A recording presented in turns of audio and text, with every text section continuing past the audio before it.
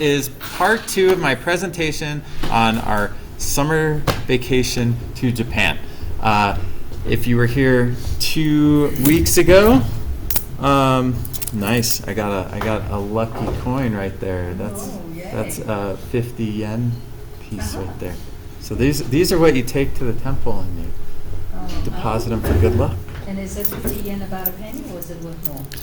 150 yen is $1. Okay. So 30 cents? Yeah.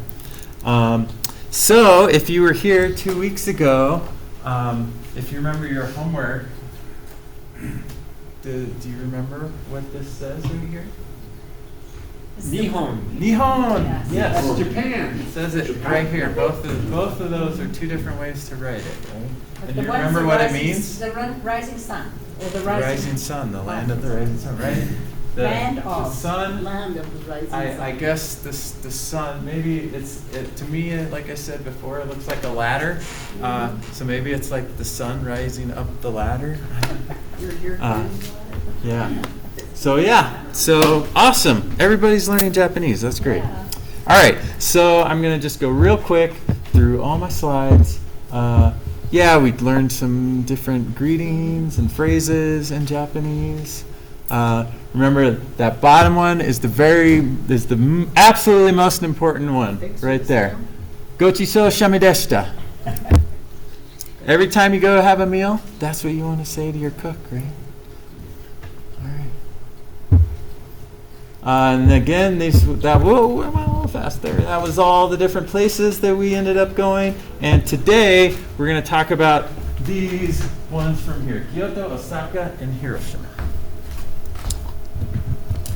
And lots of the different beautiful colors and the different seasons. You know, Japan's a great place to visit all year round. How did you get both those colors in one trip?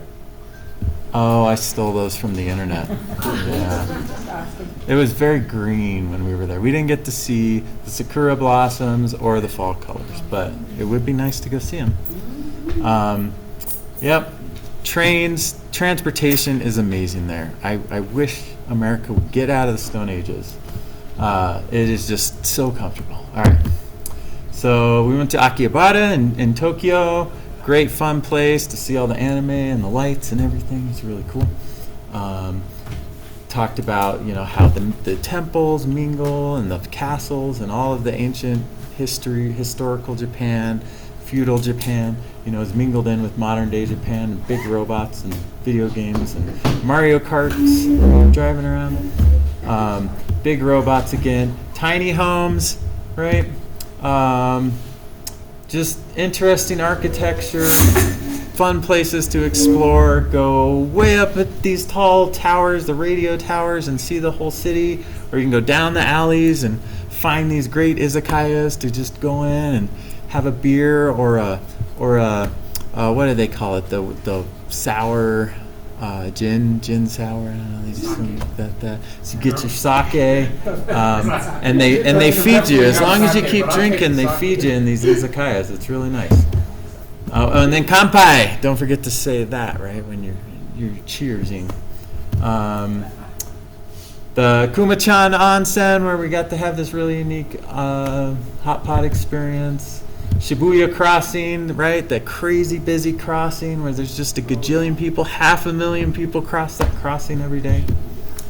And then, of course, Fuji, hiking up Fuji. Got to spend the night on Fuji, and the next morning getting to see the sunrise as we're hiking up Fuji. And then there's vending machines at the top. That was really nice.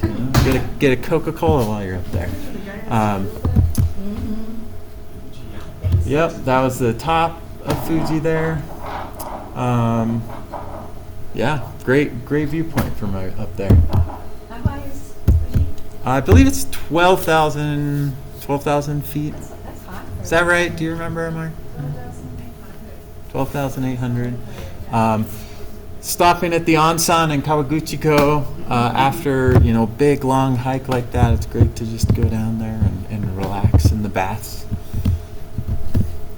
And then again, the Shinkansen, that is the bullet train.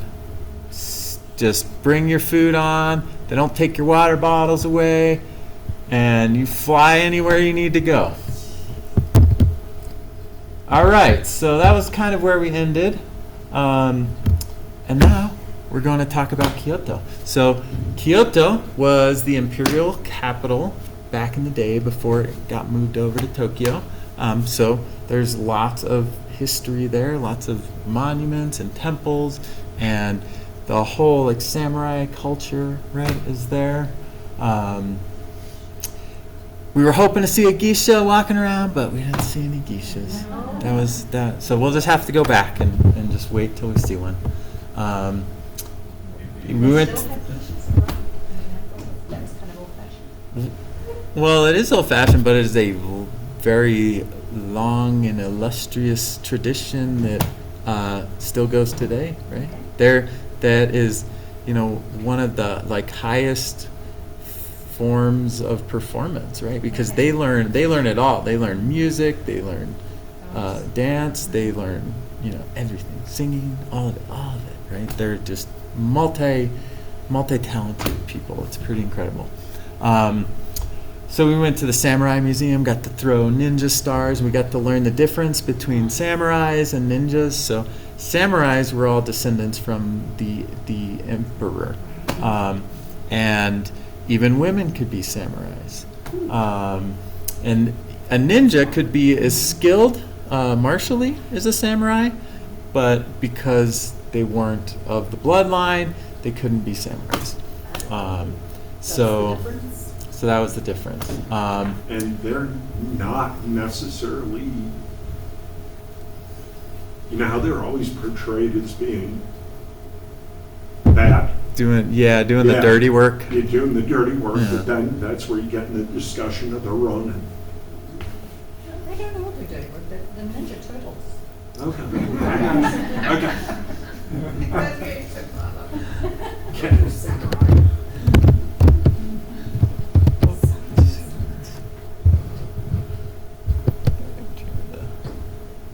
Get my notes up. Sorry, just give me 1 second here. I'm trying to get my notes up here. Few comments. Did I show that? Okay. I guess I'll just have to go with this. All right, so. So then we also visited the sake, Gekikan sake distillery there. So that middle right picture, that is a picture of different bowls of rice. So depending on what kind of sake you get, the rice gets rolled and rolled to take the outer layers of it off. And the more you roll it off, the purer the rice is and the cleaner the finish. So Junmai Daijinjo is the sort of highest quality sake, and that is at least 50% rolled. Generally, like 25 to 50% is how much it's rolled off. So when you go to a store and you want to like be all fancy, you go get the Junmai Daijinjo. What else? There is a 700-year-old samurai sword in that rack over there. Anybody got a guess which one it is? There's 5 swords on. No, there's 4 swords and 1 sheath. Oh, that's the last one. It was actually the Third one up.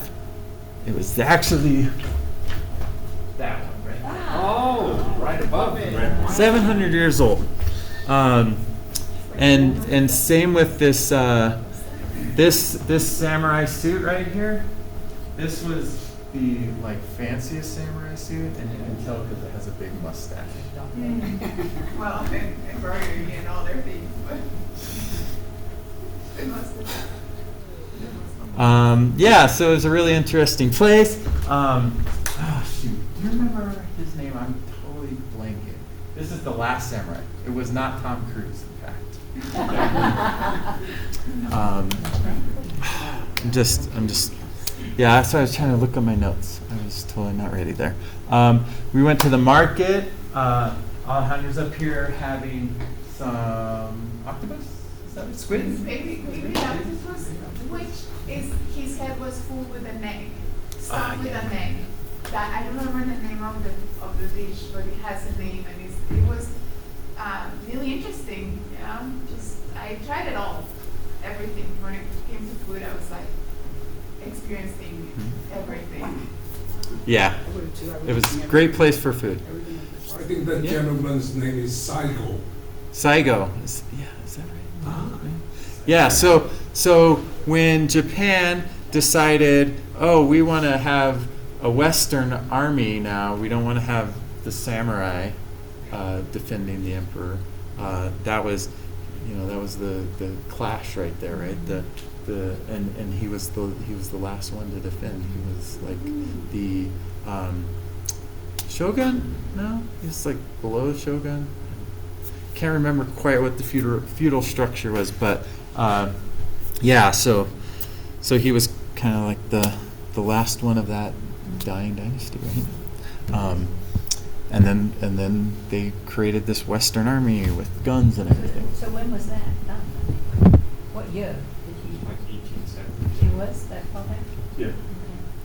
Something. Yeah, I can't quite remember. I don't want to like misquote, but yeah, it was well ago. It's before World War II.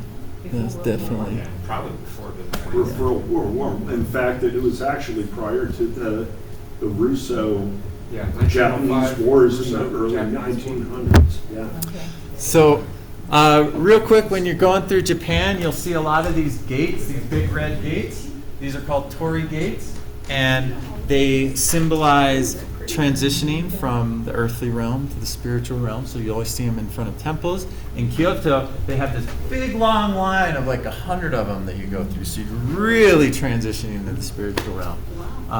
And then that statue over there is the kitsune statue. It's like a fox. And Alejandra pointed out when we were walking past it, and it was really dark. This was my flash photography going. But there was a couple little cats just hanging out on the kitsune statue. So that was kind of cool. Are those the writings on the brick or what is On the that? torii? On the yeah. Are Uh-huh. they like prayers or as you enter the spiritual world or something? Do you know? Maybe. I don't know what it says. I know this character down here though. All right. So then, after, so we went to the temples. We also went and saw like the natural beauty of Kyoto. So they have the Duck River. Do you remember? Or Gawa, something Gawa. Gawa is the only word I know. It is the Duck River. We took a train up it. You can see in the top left. We're taking the train along the canyon rim. Kamagawa. It's right there in the Kamagawa. That is Duck River. Is what that means. So we took the train up. We also went to this monkey park, the Iwatayama Monkey Park, and they just have monkeys running around. There's approximately 150 that they're running around, playing, wrestling, doing what monkeys do, I guess, eating food. But yeah, so we went up this train, and then we came down on like a wooden ferry boat, right? Like I wish I had an exterior picture of one in here. But it's like this white water rapids that they bring you down. And it's just this tiny channel, and they get you through it. We also went into the bamboo forest, which is right here. And we had some pizza. All right, so That pizza, Pizza that in looks like, Japan. yeah, well, that looks like a tomato one. Yeah. I don't remember what that was. Is that? That was pepperoni. It's It probably was? pepperoni. You can get. The Japanese love meat probably more than Americans do. So. Was it good? Especially if it's fish. Yeah, it was good. I think, I don't know. I still think New York style pizza is my favorite. You know? But it was good to, I like the whole trip. I wanted to try pizza in Japan. Anyways, so I was telling you about this whitewater rafting trip. So here's what it was like. And so there's three boatsmen. There's one in the very front. There's one like sort of here up in the black shirt, and then in the very back there's the motor, I guess you could say. They're all kind of motors. So you can see the front guy. He has a stick, and he kind of bounces you off the rocks and everything. And it's this huge canyon, takes you down like really great time. I highly recommend going down the Kamigawa if you can. How long does it last? And how long's the run? The river ride is like an hour maybe, and so you can take the train up, and then as you're taking the train up, you can look down in the canyon and see everyone on the boats, and then when you get to the top, you can take the boat down. And they have a 7-Eleven boat. It comes up and it offers you all sorts of like snacks and everything, right? Yeah, it's great. There's 7-Elevens everywhere, even on the river. Really? All right, so that was Kyoto. Great place to visit. Osaka is known as the kitchen of Japan, so we were really excited to eat a whole bunch while we were there. The Dotonbori district, you might see that in some pictures. The big sign of the Running Man is there. Okonomiyaki. This is like it's a savory pancake that has all sorts of toppings. It's this bottom left picture here, so you can kind of get an idea. It's a really good dish. I found a place in Las Vegas, Izakaya Go, that does a really good okonomiyaki. So if you're ever in Vegas, check that place out. Went to the Cup Noodles Museum, got to make our own little custom ingredients in our own cup noodles. It was really cool. Brought them home.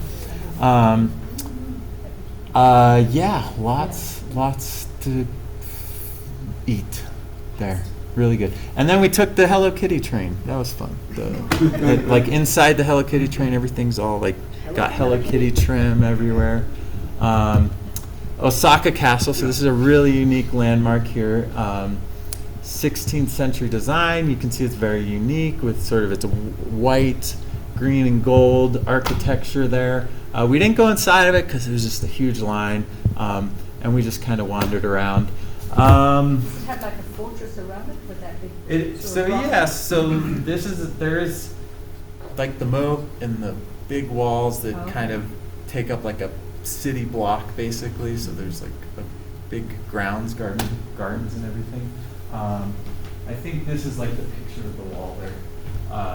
So a couple more things. This is a former space of the Air Defense Command Center that's there. There is no more Air Defense Command Center there. But that was one of the last ones. Lockers, coin lockers. These are very important if you're traveling around with your big heavy backpack. Making sure you know where these coin lockers are so you can stash your luggage in it and not have to carry it around with you as you're sightseeing. And then the subways, they have like really made it very easy to take the subways, but as Americans who have no experience with mass transit at all, you're kind of lost, but like they have these indicators, right? And when you go to stop at the subway, they'll have these maps that tell you if you're going in the right direction, what stop you're at, all that. It takes a little bit getting used to mass transit, but once you get used to it, it's like you never want to go back. The train system is just incredible. Cheesecake. Japanese cheesecake is amazing.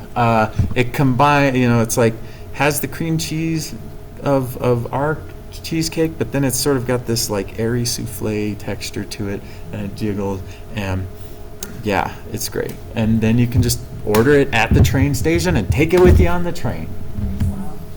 All right, so last stop on our trip was Hiroshima, and we all here in Los Alamos, we have a tie to Hiroshima, right?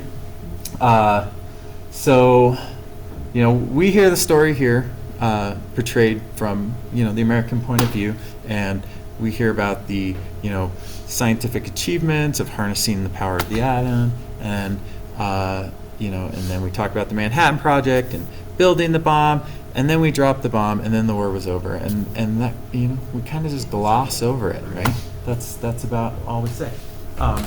So when you go to Hiroshima, they have the Hiroshima Peace Museum, and this place really goes into account of all the personal experiences of the survivors and victims, and they have artifacts from the bombing, and it is a great way to connect, and it's probably one of the best ways to connect with what really happened at that site, and the magnitude and the devastation that these weapons create. And I think anybody who works at the lab, like, it should be mandatory to go there and see exactly what we're dealing with here. And if you come back and you still want to work on that program, then okay. But until you can actually see the devastation that this causes, it's hard to understand it. So the Hibakusha is the name of the survivors, the people who saw the light, is somewhat how it translates. And you can imagine at the time, right, that the bomb gets dropped, and at the time we think of kinetic weapons and everything explodes, and nobody knows anything about radiation exposure, right? So after the devastation, all the first responders start coming into this like huge hot zone, right? And then suddenly, days and weeks later, everyone starts getting lesions and hair falling out, and nobody understands what's going on. And even the people that came in after the fact are getting sick, and nobody knows what it is, right? Like, you might as well think your gods are cursing you, right? So you can imagine the terror and just the anguish that happened with nuclear weapons, right? So it's really important that we don't ever use those weapons ever again. So the dome, the atomic bomb dome up there in the top left, that is one of the buildings that survived the most, and they believe it's because the bomb detonated directly above it, and it was able to take the downward blast because it was built for gravity and everything, so it didn't blow out the sidewalls and everything. So that building was kind of survived it there. Before the war, what was the purpose of that building? What did it function? It was the Trade Commission building, I think, something like that. Something to do with trade. You can kind of see in this picture, it's really small, but you can sort of see the devastation. Stayed up. If I was the architect of one of those buildings, I'd be very proud of my work. Yeah, so 90% of the buildings within 2 kilometers were just gone. 63% of the city was destroyed. And on a happier note, we went to the pig cafe. And we had this cute little pig. You get to sit there and drink your beverage and pet little pygmy pigs, or I don't know. They're little pigs. So, you can go see the Peace Memorial and feel the gravity of it all, and then, have a little bit of an uplifting experience afterwards, going and cuddling with the pigs. Yeah, so that was everything. Ran a little bit late. Thanks for coming to my talk. So, believe it was Secretary Stimson who went and